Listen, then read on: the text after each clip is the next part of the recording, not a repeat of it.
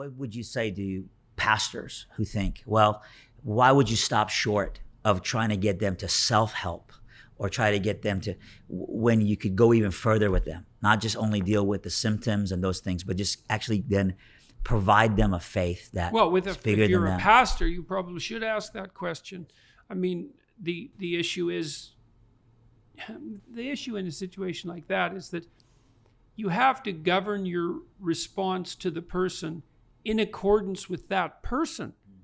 You know, you have to see where they're willing to go next. And you want to make sure that your destination, which could be, let's say, your pride in your role in their salvation, right, for example, doesn't interfere with your careful noticing of what it is that they need right here and now. And so you want to push people to their limit, but to their genuine limit, yes, right? But you don't want to tear the fabric of trust by no, and you don't want to make them into puppets of your desire. You can lead people, but you can't, let's say, you can't remake them. You can lead them. And to lead someone appropriately, you need to know where they are.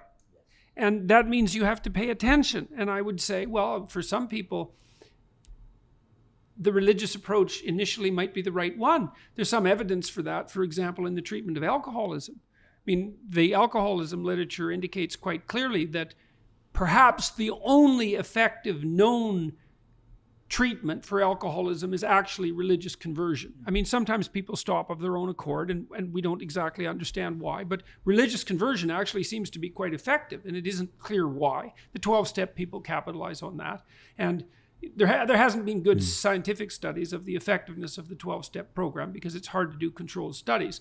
But because I think I sat with a gentleman one time who is a 12-step program guru. He travels the world. So he said, hey, what are you doing? And I told him, I travel and speak. And he said, oh, I travel and speak. And he said, what are you going to? And I said, I'm going to this church and I'm, going to go preach. And he said, oh, I'm going to a rally, an Alcoholics Anonymous rally. And he pulled out his coin and he said, I've been sober. And he gave me the days. It was a long time. And he said, and I said, well, how do you begin?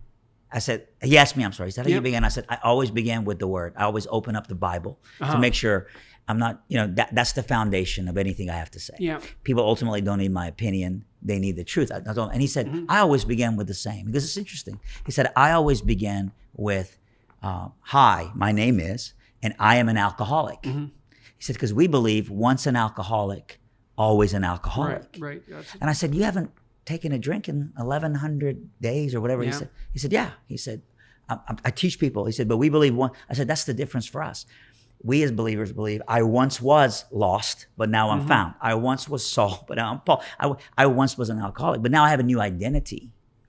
So are we just preaching to ourselves? Please be just very honest with me. Are we just lathering it up and preaching that to ourselves? Because we've seen the evidence of saying to someone, when Christ gives you a new identity, you're no longer a slave to the things that you were a slave to. You're now a slave to righteousness. Now, growing in that identity doesn't mean there's not a struggle, doesn't mean there's not temptation that you even fall into, and understand your weak points. Well, I think it's more of a cautionary technique on the part of the 12-step people. They assume that alcohol, especially for people who are really susceptible to alcoholism, is sufficiently powerful so that some people can't risk any relapse.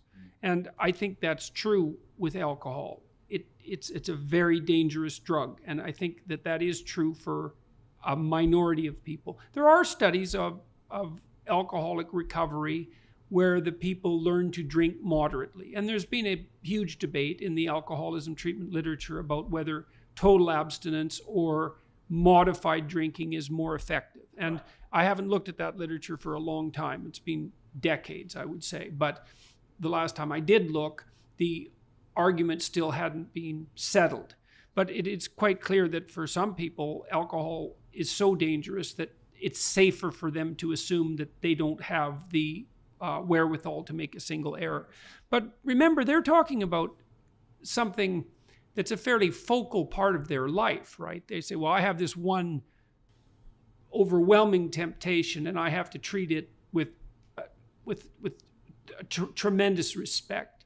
Your question is more about personality transformation in general, and how it plays out even into the trenches of addictions. I mean, I'm a Christian. I became a Christian when I was 18. My addictions didn't stop, tempting me, and it's not just even the things that I had before I became a Christian. I've added new temptations as a believer. Trust me, they don't go away. But rather than tapping into self-power or tapping into even good things like the accountability of a community and those kind of things, for me, it's so inside out. I just have to continue to preach to myself.